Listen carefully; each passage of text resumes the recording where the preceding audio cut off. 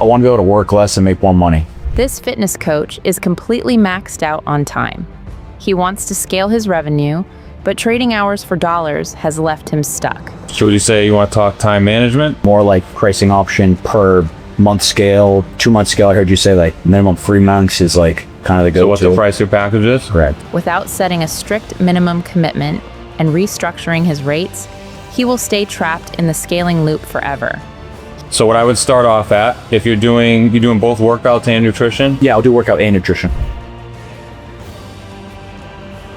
2 to 3 things that you want to get out of the next 30 minutes that would make us super valuable for you. Yeah. What is that? What kind of clarity do you need? I want to be able to work less and make more money. So would you say you want to talk time management? No, I'd rather get into like actually getting it like so like I kind of wrote down during your talk. If you have a bunch of questions, I'll just let you rifle them off at me and we'll just go like... Yeah, more like pricing option per month scale, 2-month scale. I heard you say like minimum 3 months is like kind of the go-to. So what the price of your package is? Correct. So what I would start off at, if you're doing both workouts and nutrition? No, just workout. Okay. You sure you just wanted... Oh, for this. Yeah, I'll do workout and nutrition. Okay. I thought you were saying currently right now. Yeah, workouts and nutrition. Yeah. 3 months for 1,500, 6 months 2,400, 12 months 4,200. Okay. Do you have what's your say on like not doing 6 or 12 and only just doing 3? I say no, because when you go to McDonald's and you have a small, medium, large fry, yeah, which one do you think most people pick? Large. Wrong. Medium, because the large is the anchor. So you see the price of the large fry and you're like, I don't want to pay that price. And the medium's a lot less. And so people psychologically will always pick the middle option. The large is just there to price anchor you into the medium one. So when you have your packages like this and you give people an option, 3 months isn't enough time for most 95% of people to get visible results. So when you say, so let's pretend we don't have 12 months and you have 1,500 and 2,400 and you say, hey, I think you should do the 6-month one. What's the consumer who's skeptical on the other side thinking? He's just trying to sell me the bigger package. Now, when we say, well, we also have a $4,200 package, but we tell them we don't want them to do $4,200. So we get rapport in saying that. I know asking you for a year commitment for 12 months for $4,200 is a big ask the first time talking. Most people just resort to the 6-month one, and then we can always re-up if you want after.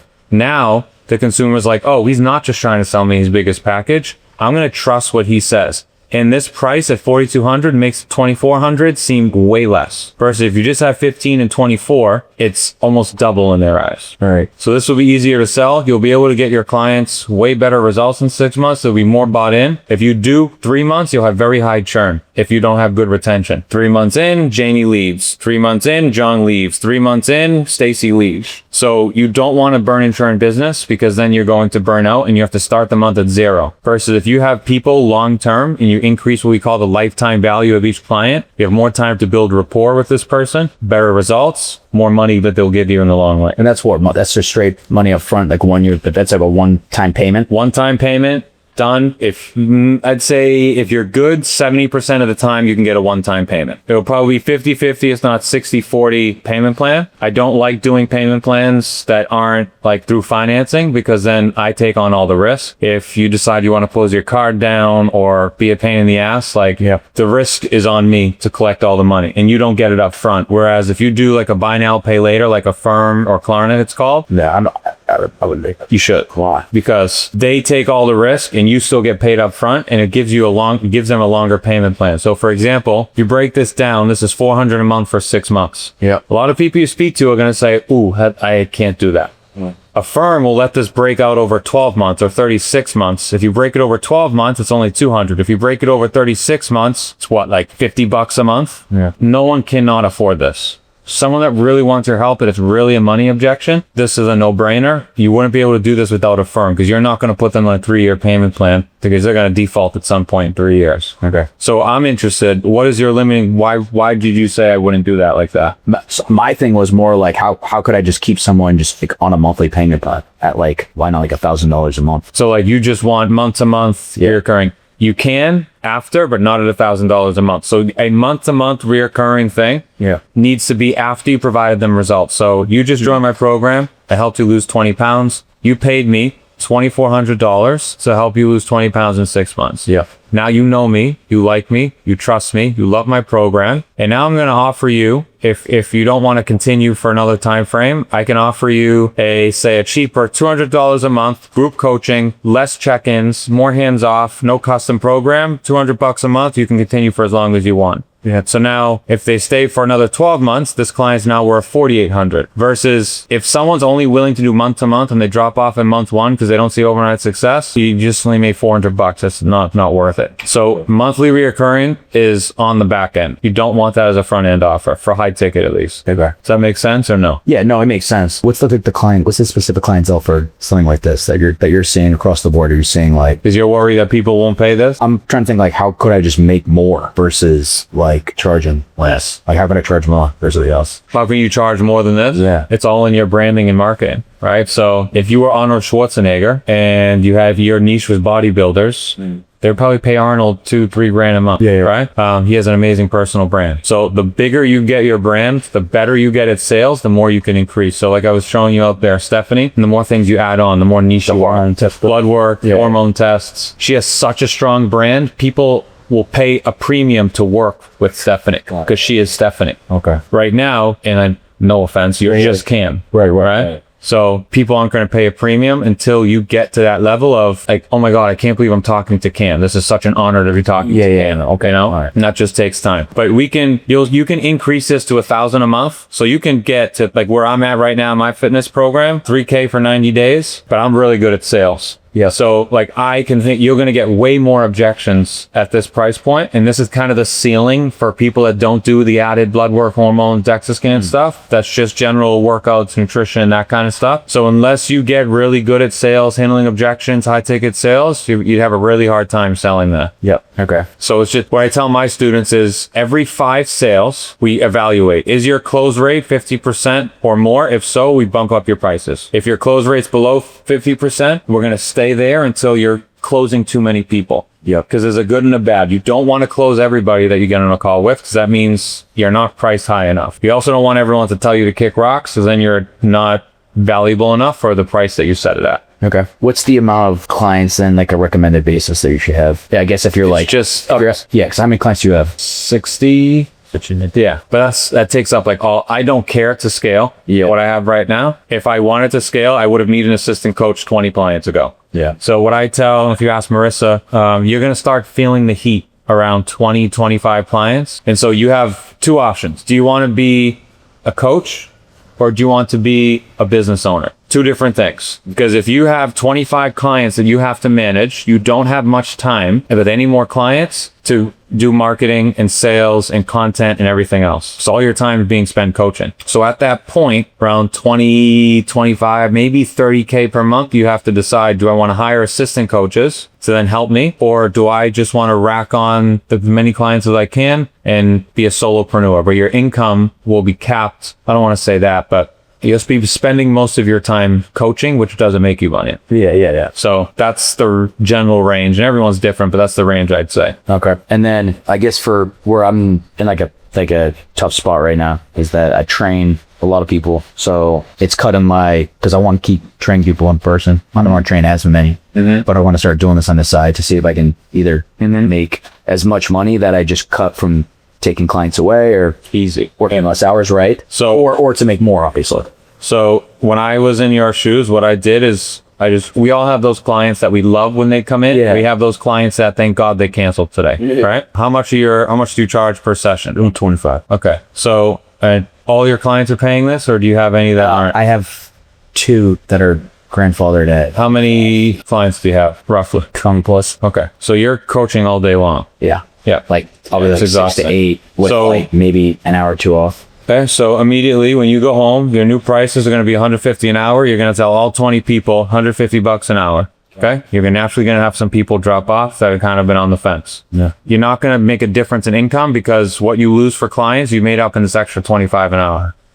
Right. So your income will stay practically the same unless everyone drops off, which isn't going to happen. The other thing you can do is get people into 2s. So instead of one-on-ones, like I have like an 8 a.m. double slot. I have a 9 a.m. double slot.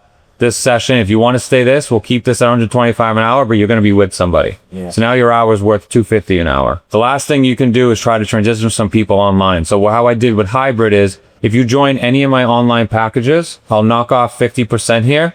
So you'll only have to pay me, say, $65 a session. You can come in as often as you want, once a month, once a week, once a year, for as long as you're paying me this online. Most people will come in once every other week, once a month, max once a week, but who cares, because you made this, you're still getting paid for your hour anyway. So this is how I slowly start the transition. And for the clients I really didn't like 150, I'm like, all right, now I'm 200, until people just say never mind. So eventually you're going to get what you really think you're worth top dollar for your 1 hour, until it's just not worth it anymore. Like at a certain point, even $200 an hour was not worth it for me to leave my house, drive 15 minutes to the gym, spend an hour, 15 minutes back, resettle in. I just lost what I could have made $2,000 in an hour on a sales call there. Yeah. You know? Okay. Questions about that? Oh, that's solid. I like that.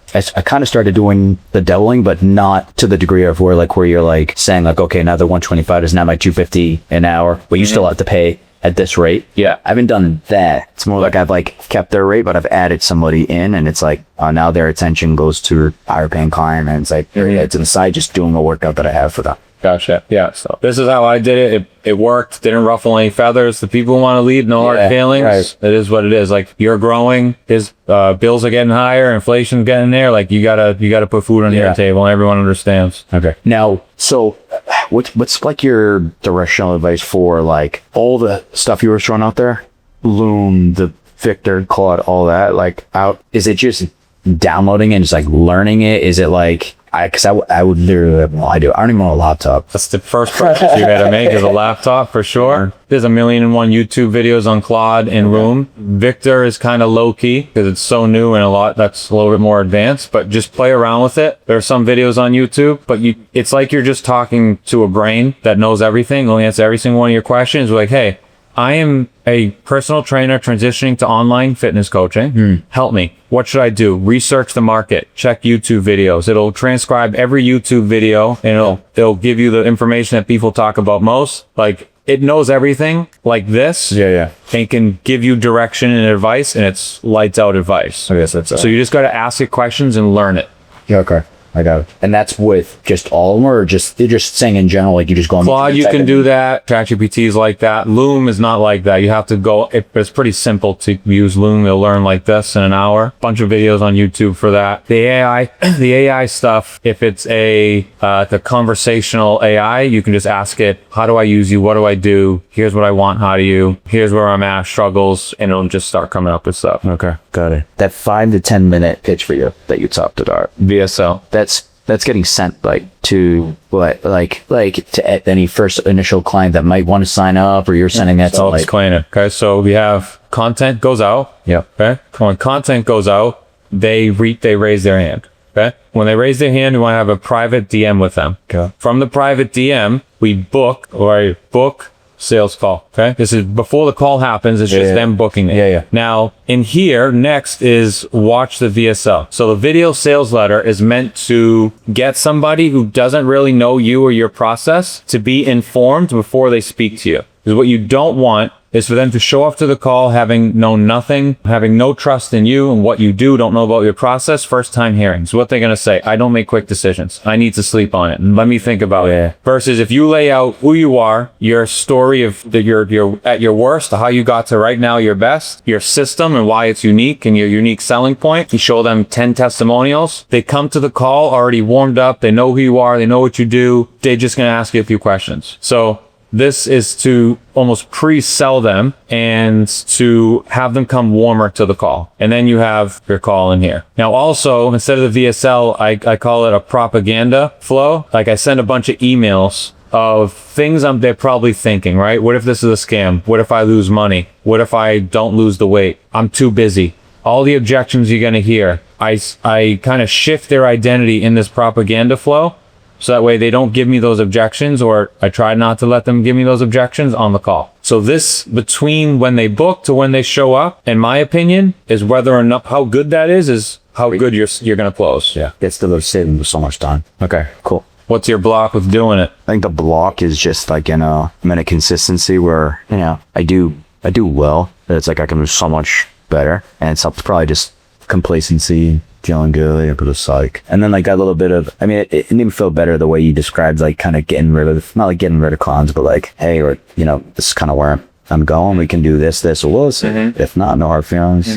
It's a lesson. It's simple, like said like that now. We have a journal prompt tonight. You're going to know when we say it, you're going to know that this one's for you. And the thing is going to be really helpful. All your complacency. Yeah, that's probably it right there. And then, so what I urge you to think is, why are you trying to convince yourself that this is something you want to do? What are some things, and you don't have to answer right now, journal about it. What are some things you wish you could do right now that you can't because you're complacent? Right. And does that outweigh, right? So what's more risky to you? Is it more risky to stay where you're at? I'm happy, I'm complacent, I don't need to change, I don't care about doing any of this? Or is it more risky to take the risk, figure it out, put the time and energy into it, and see if this is the other end of what you actually want or not? And just think, what is the bigger risk to you? And that's an answer that you have to come up there. Anything else? That's pretty much it. Got my stuff answered. Well, if you have any more, let me know, dude. Appreciate it. Hell yeah. Taking the time to do it. Of course, man.